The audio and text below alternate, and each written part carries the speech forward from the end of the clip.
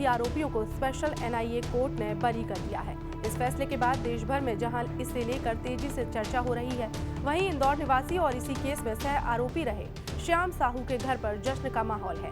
परिजनों ने मिठाइयां बांटी और आतिशबाजी की और इस फैसले को न्याय की जीत बताया। श्याम साहू पर केस की मुख्य अभियुक्त बताई गई साध्वी प्रज्ञा सिंह ठाकुर को मोबाइल, सिम कार्ड और रिचार्ज कार्ड उपलब्ध कराने का आरोप था। हालांकि श्याम साहू को कोर्ट ने पहले ही 2017 में साक्ष्य के अभाव में बरी कर दिया था। अब जब सभी आरोपियों को बरी किया गया है, तब श्याम साहू और उनके परिवार ने इसे पूर्ण न्याय की ओर एक महत्वपूर्ण कदम बताया।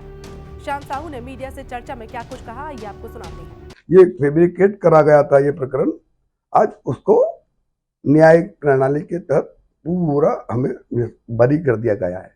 सबको बरी कर देगा। इसमें पूर्व में हम 5 लोगों को बरी कर दिया गया था, डिस्चार्ज कर दिया गया था, क्योंकि जब चार्ज फ्रेम किया गया, चार्ज फ्रेम के समय भी यही हुआ। 2017 में 5 आरोपी, कुल 12 आरोपी में से 5 हम आरोपी को उस वक्त बरी किया गया, क्योंकि जब चार्ज पे बहस हुई तो कोई सबूत ही नहीं था। सबूत ही नहीं तो ट्रायल कैसे चलेगा, तो हमें मजिस्ट्रेट ने उस समय बरी कर दिया। अब जो झूठे जिनके खिलाफ कुछ सबूत बना रखे थे, उन बाकी 7 लोगों पे ट्रायल चला। कोर्ट के अंदर बाकायदा कोई सबूत नहीं मिला, कोई गवाह नहीं थे, फलाना नहीं थे, सबने अपने अपने करा और आज न्याय मिला, सब बरी हुए और सब हिंदू समाज का घर से उठा। और इन जो षड्यंत्रकारियों के मुंह पे तमाचा है, बहुत अच्छा और बड़ी खुशी की बात है, हर्ष का विषय सब ये। श्याम साहू की पत्नी सीमा साहू की आंखें भी नम थी। उन्होंने कहा कि हमने हर दिन डर के साए में बिताया है, समाज में अपमान सहा और रिश्तेदारों ने दूरियां बना ली थी, लेकिन हम हमेशा अपने पति की बेगुनाही पर यकीन करते रहे। इस दौरान श्याम साहू के बेटे और अन्य परिजन भी मौके पर मौजूद थे। सभी ने आतिशबाजी कर खुशी जाहिर की और मिठाई खिलाकर एक दूसरे को बधाई दी। ये तो हमारे लिए बहुत ही, अभी तो बहुत ही, जब बरी कर दिया है तो सभी को बहुत हर्ष की बात है। तकलीफ तो एक उस समय की बात है जब मैं गृहिणी थी, उस समय तो बहुत तकलीफ का सामना करना पड़ा। मेरे बच्चे छोटे थे तीनों, पारिवारिक स्थिति बहुत बिगड़ चुकी थी। मोहल्ला पड़ोस के लोग, आसपास के लोगों ने वातावरण बदल दिया था कि मतलब कहीं ना कहीं जुड़े होंगे, कहीं ना कहीं मिले होंगे, ये ऐसा काम किया है, आतंकवाद हुआ है, तभी तो कहीं ना कहीं इनका नाम आतंकवादियों में लिया जा रहा है।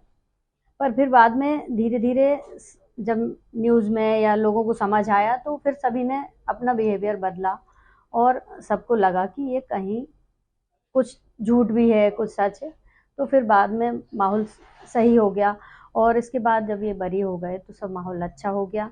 इंदौर महापौर पुष्यमित्र भार्गव ने कहा कि मालेगांव ब्लास्ट के मामले में कोर्ट के निर्णय का हम स्वागत करते हैं। पिछले लंबे समय से गलत तरीके से इस मामले को पेश किया गया और देश भर में हिंदू संगठन से जुड़े सनातनी लोगों को बदनाम करने की ये पूरी साजिश थी, जिस पर कोर्ट ने अपना फैसला सुनाते हुए सभी लोगों को बरी कर दिया है। देखिए, जिस तरह से तत्कालीन रूप से ये प्रकरण दर्ज हुए थे, तभी से प्रथम दृष्टया ये लगता था कि ये कोई एक साजिश है।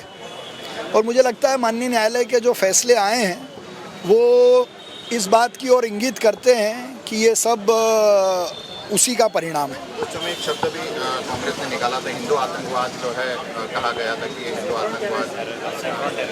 आतंकवाद की तरह काम करे और ये हिंदू आतंकवाद घोषित किया गया था। देखिए, हिंदू हमेशा से सहिष्णु, उदार और दुनिया को शरण देने वाला रहा है, इसलिए उसका परिणाम भी कांग्रेस ने लगातार भुगता है। भगवा त्याग, शौर्य और सनातन का प्रतीक है, उसके अंदर जरा सा भी भाव दूसरों को परेशान करने का हो ही नहीं सकता और इसी का परिणाम है कि 2 बार जनता ने कांग्रेस को नकारा है। बता दें, 2008 में मालेगांव में हुए बम धमाके में कई लोग मारे गए थे। इस मामले में साध्वी प्रज्ञा, कर्नल पुरोहित समेत कई लोगों को आरोपी बनाया गया था। मामला एनआईए को सौंपा गया और लंबी जांच व सुनवाई के बाद कोर्ट ने सभी आरोपियों को बरी कर दिया।